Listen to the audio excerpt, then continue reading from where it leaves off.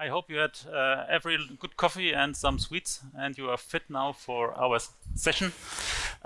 We want to give you some information about reports from companies who have started digital transformation a long time ago, and our customers too, and we want to show how it is in real. It's Katja and me, we're presenting today, and we are very, very sorry. We have no slides about our company, we have no video about our company, we just go in the session.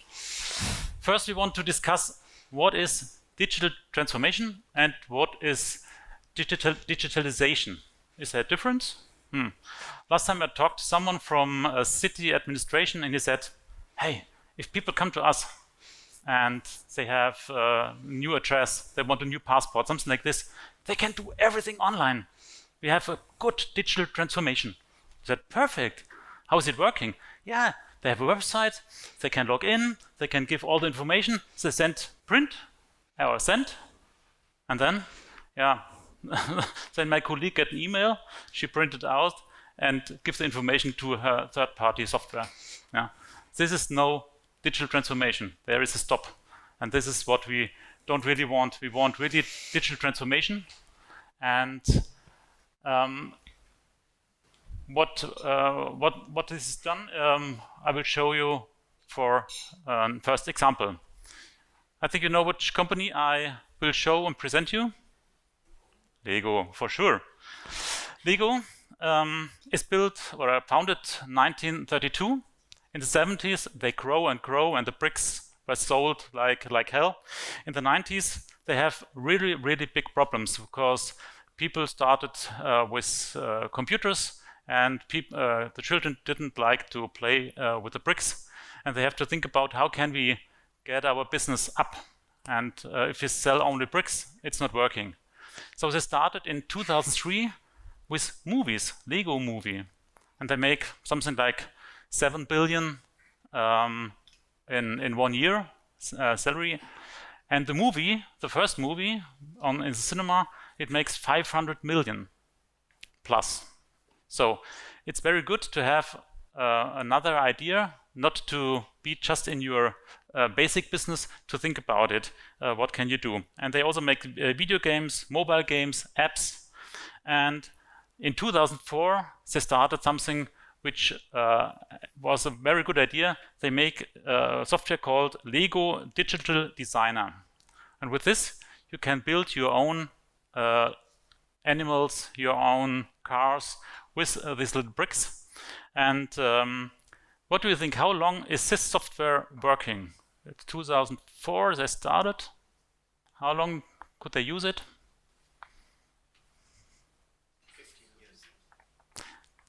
Very good, till February this year.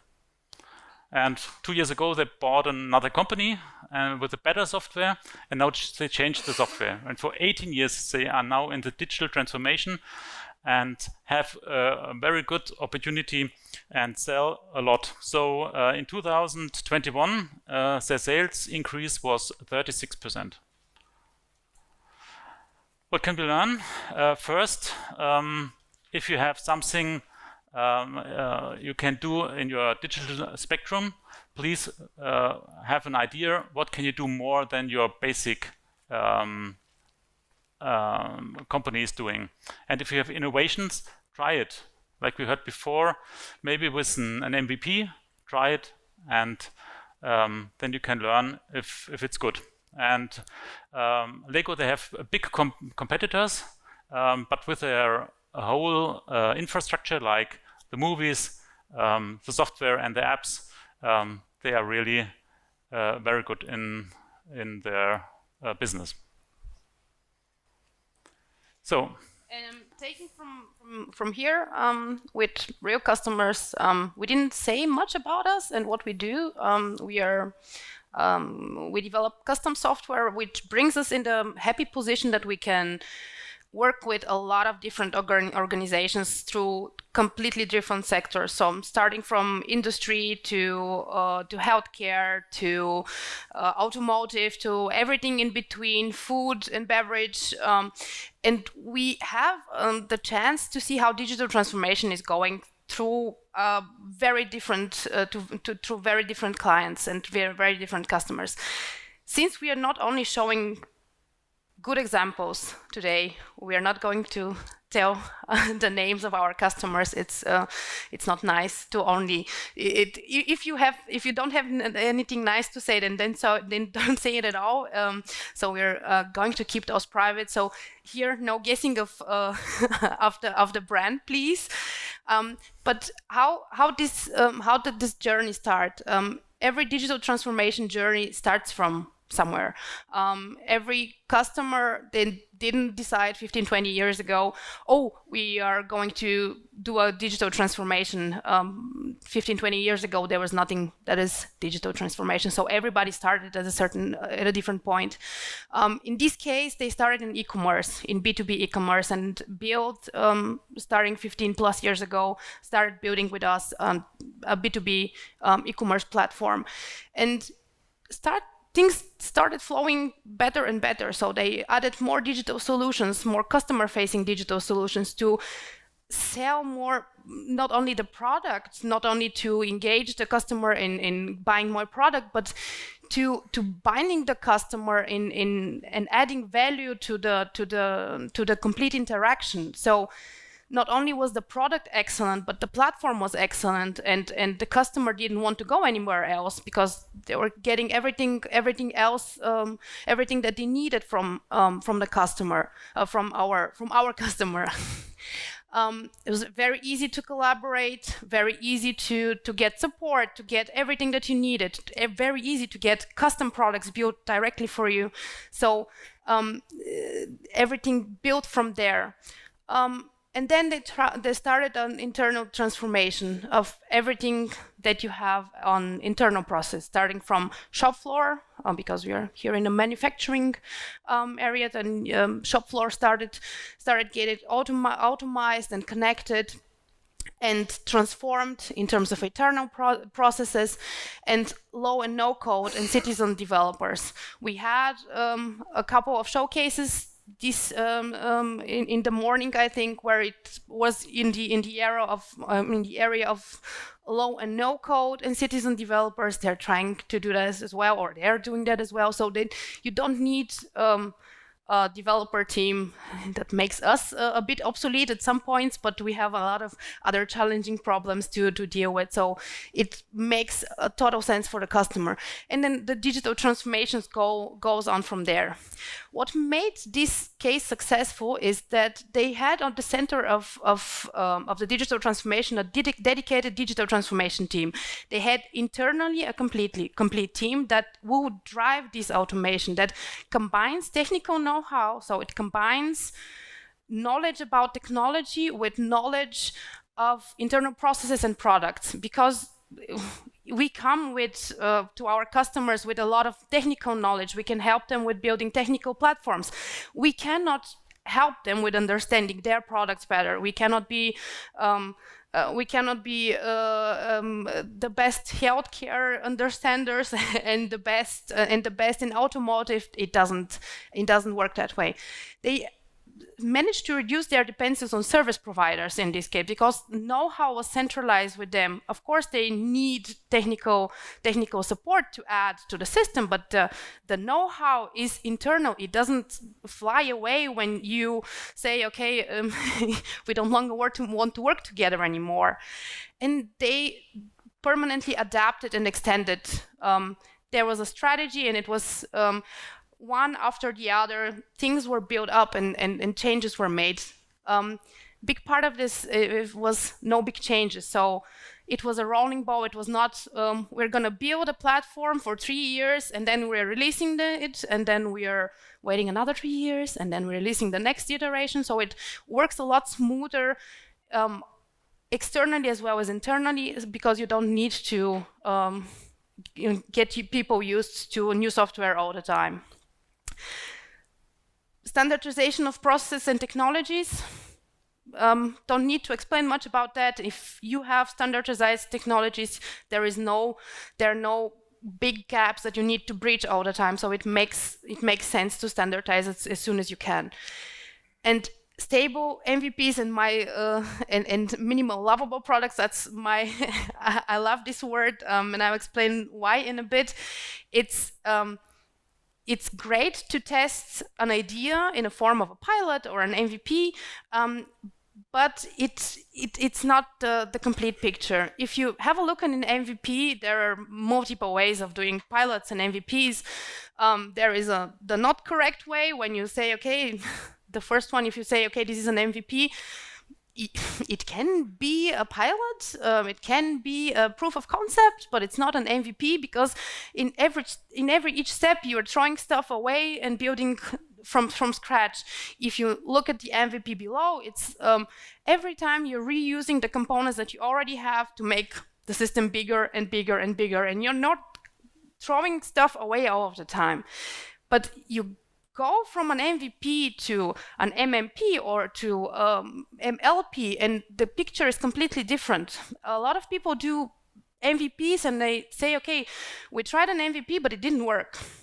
But they were transforming the process just from an internal point of view. They were not keeping in mind is it really marketable, and they were not keeping in mind, are the customers going to like it? They didn't ask the customers if they're going to need it, and that's why the MVP didn't work. It's not that the business case was not there, it's not that the use case was not there, just it was ugly. Nobody wanted to use it. It was very expensive to introduce it into the environment. It didn't have any place there.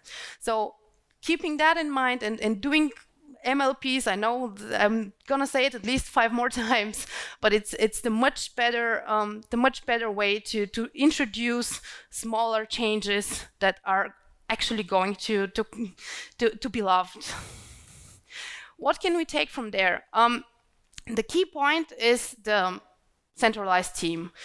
You need a driver, you need somebody who can take the digital transformation and drive it.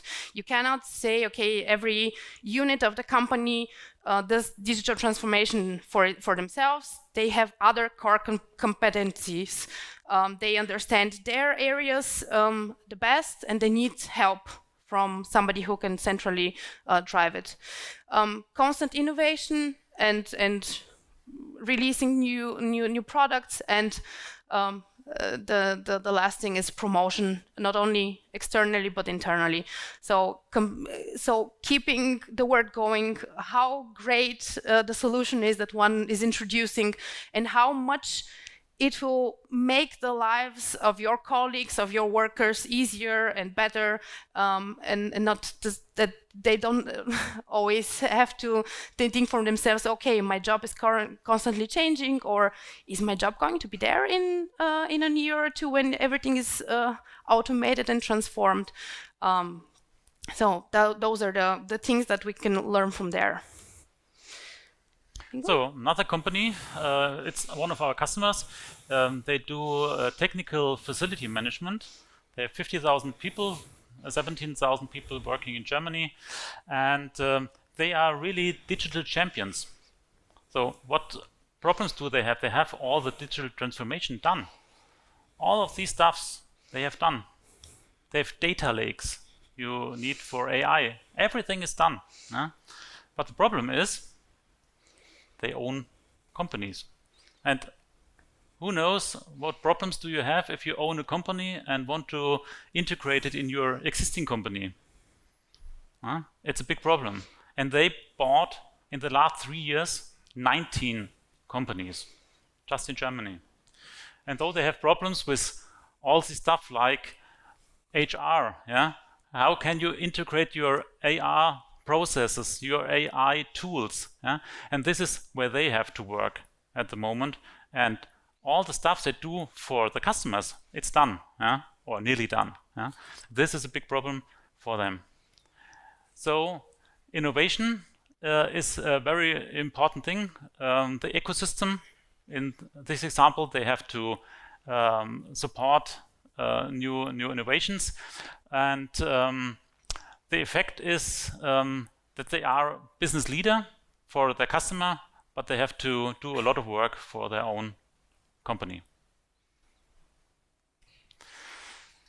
So another example, not our company where we are working for, but you know which company it is?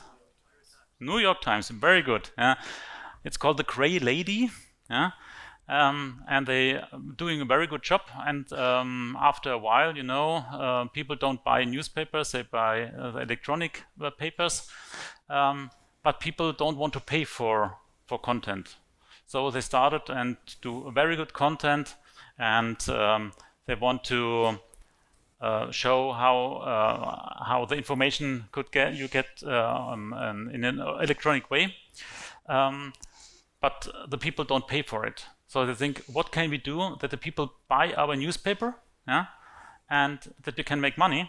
So they have bundles, and they bundled it with cooking information, with recipes. They bought a company where you can have music. They have a company called Wirecutter where you can get information about how good are products. And they do gaming. We heard gamification in another session.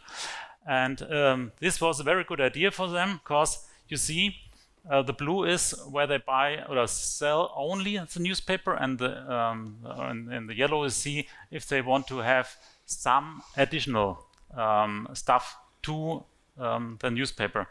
And they think about, they have in America about 100 million people who can buy newspaper and bundles, and they want to get 10 million in 2025.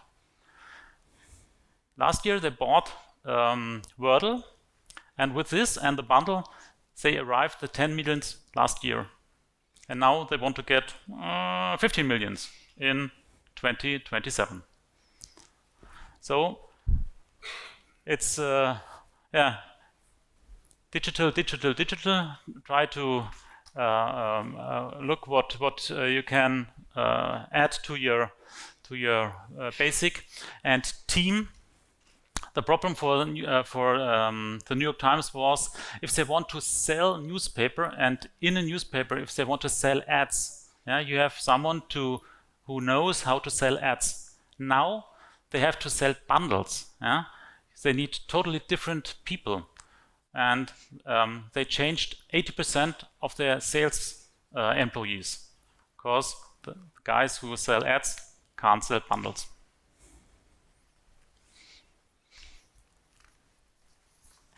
Okay, let's look at another journey that started on a different in a different area.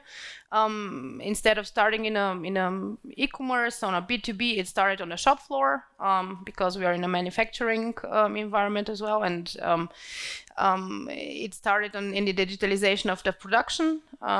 Of course, 20 plus years ago, things were not the same as they are now, but it was still slowly building from there and adding to internal processes, so transformation and automation of internal processes, and gathering all of the data that you need in order to do something with it, to integrate it, to evaluate it with AI, so that you can improve your manufacturing processes. If you have anything to do much with manufacturing, streamlining those processes can bring a lot of savings. If you can do everything in parallel, you can achieve a lot. And you've gathered the data already, it's no-brainer to start applying algorithms to it, to see if what can you improve, to start improving the process itself. After this, or in the process, everything was centralized and standardized, so processes and technologies can work with each other.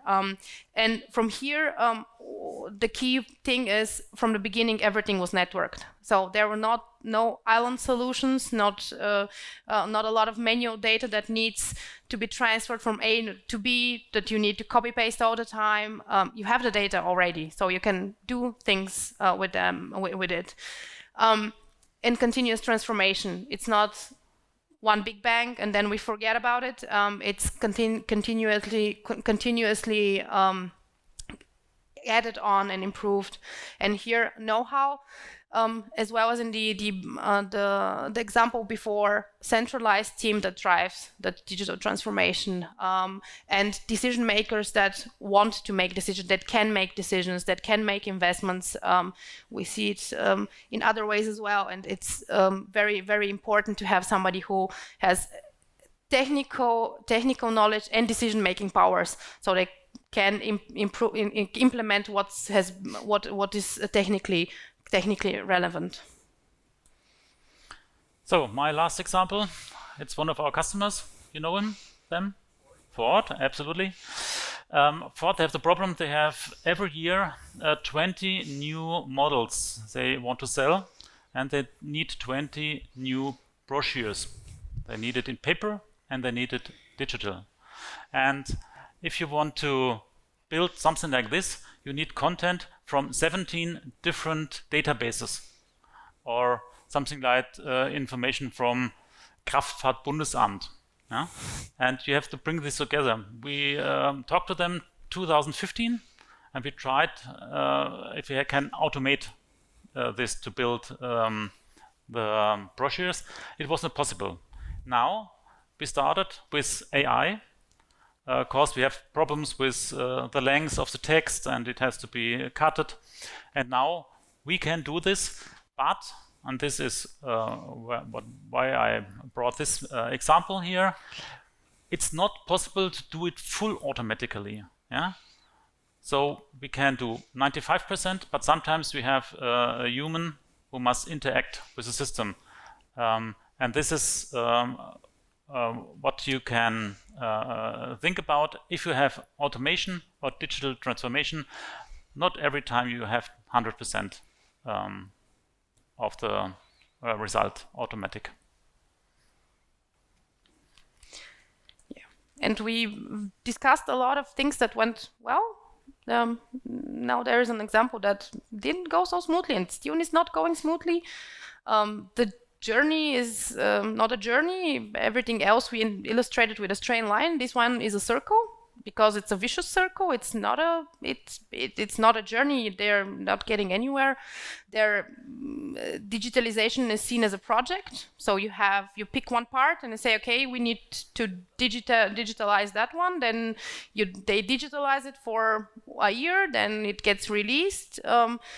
Doesn't get touched for the next 3 years, and you have a constant stop and go with no will to change internally. Nobody who can say, okay, we need to change, because if not, 5 years from now we're going to run out of business. There is nobody who can take that decision.